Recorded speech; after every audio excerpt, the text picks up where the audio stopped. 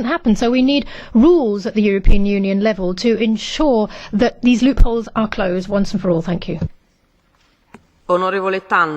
Mr. Tannock. Madam President, in the fight against terrorism and organised crime, the headlines naturally focus on the more sensational and obvious aspects of operations such as police dawn raids and arrests. But one of the less publicised and less known aspects of prevention is in the issues of finding ways to prevent the global financing of terrorism through the financial markets. We need only to look at the relationship between the diminishing activities of Shabaab in Somalia and the crackdown against piracy for an example of this.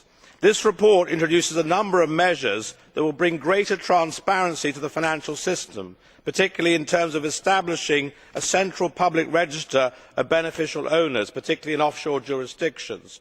I also welcome the report's focus on balancing the need to account for cross border transactions with the wider considerations of data protection and privacy also being taken into account. Money laundering and the financing of terrorist activity can be linked, unfortunately, and we can only successfully counteract against the latter by addressing the former.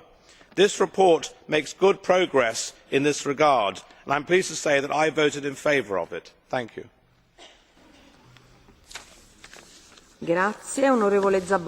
Thank you. Mr. Zaborska.